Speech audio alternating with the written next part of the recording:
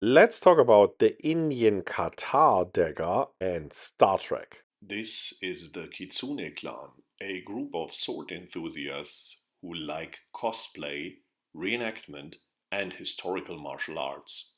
If you have similar interests, feel welcomed.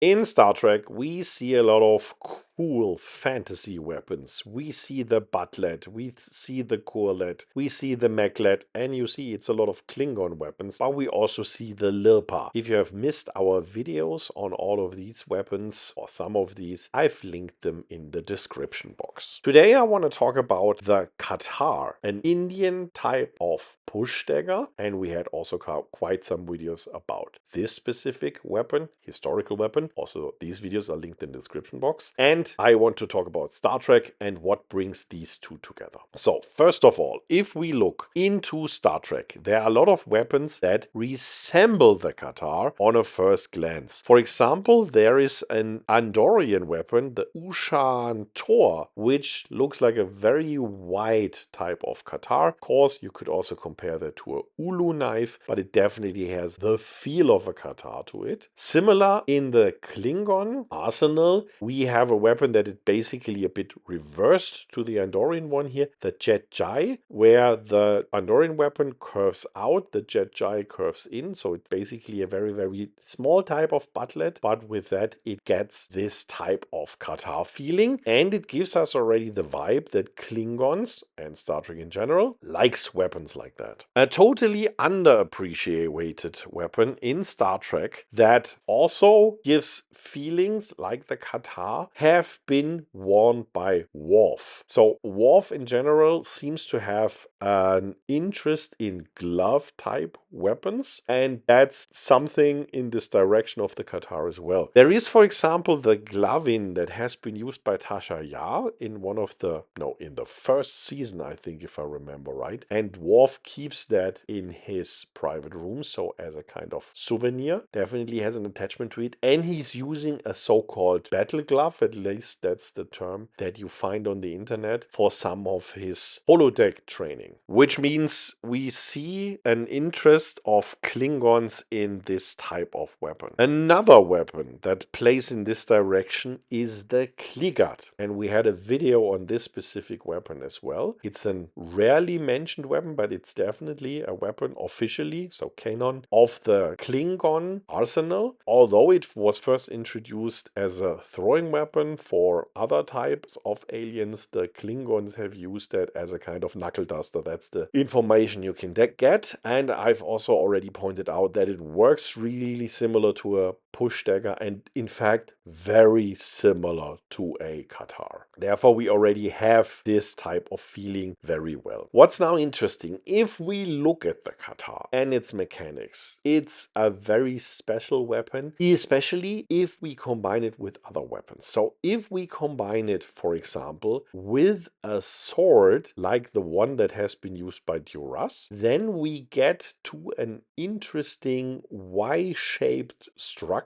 if we hold the sword in half sword. We have pointed that out already in the comparison with the Kligat. This gives us a mechanics that is super reminiscent of the butlet in many aspects. We have pointed out that the butlet is probably a very misunderstood weapon, but concerning the disarming capabilities, everybody should get that the butlet is here very, very versatile and capable, and with this construction we get to a very similar thing. We can of course exaggerate that and take two katars and a sword, and just to over exaggerate the point, I take here a katar with side blades to counter the fact that the sword would only stand out at one side. With the side blades we have a construction that is made out of three weapons that looks in an overall arrangement very, very similar to the butlet and behaves similar to the butlet in several aspects, at least concerning infight and concerning the disarms, not so much in the cutting properties, because we cannot easily let go in this construction without changing the overall arrangement. It's possible, but then the cutting capabilities change. So what we have in fact here is a butlet on the go, and that's an interesting aspect aspect because, as we have pointed out when discussing the Butlet repetitively, that it's tricky to transport. And instead, having two katars and a sword would be much easier to transport and be much more useful in other instances, because if there's not enough space for the Butlet, we could then use just the katars and so on. Also, there's the tradition that katars have been equipped with guns. That could be an option,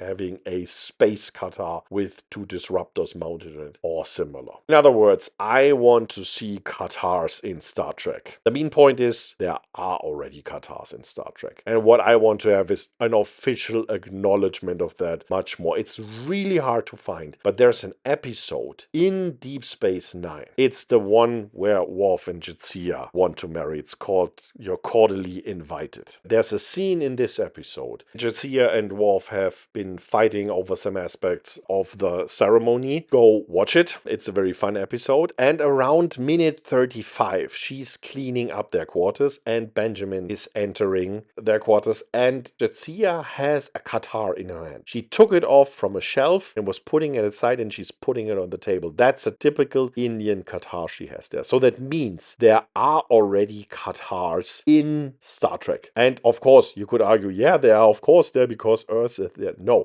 In a Klingon type of household, we have katars. Katars seem to be part of this warrior tradition. They seem to be part of the Klingon tradition. Of course, you could argue, yeah, that's a souvenir that Worf or Jadzia brought in from somewhere, but no, I think this is a really strong indication that we have katars in Klingon culture. As pointed out, we have the Kligat there, we have the Jedi, we have a lot of weapons that mechanically go in this direction. We have the fighting mechanics. If combined the katar with another type of blade weapon, we get an arrangement that behaves similar to a butlet. Therefore, we definitely have katars in Klingon culture, and this should be emphasized more. It's really hard to find information about that on the internet. I'm puzzled by that. I'm surprised by that. I'm not sure whether anyone from Indian martial arts is aware of this pop culture referencing. I'm not entirely sure whether the producers of the series were aware that this is an Indian type of weapon. So for me, it's a bit mysterious. To all the fans out there, have a look, tell it to other people, spread this around, and maybe we can get some advertisement like all Klingons out there should be training Indian martial arts for improving their Klingon fighting style, similar stuff like that. Definitely, the katar is not getting the love it should get. I've pointed that out in several videos. And of course, pop culture cross-referencing usually helps for getting weapons more popular. So I'm really glad that in fact we have this cross-reference to Star Trek. Now it needs to be emphasized. Whenever somebody is talking about the butlet, he or she should also be talking about the katar. This should go together. The katar should be a common side weapon for Klingons. I'm really voting for that. If you have any contact to writers, producers of future Star Trek projects, please inform them. This would be an interesting aspect. Maybe a new episode in Lower Decks with a katar. Please make that happen and please support that. I hope we could inspire you with these ideas and hope to see you around next time.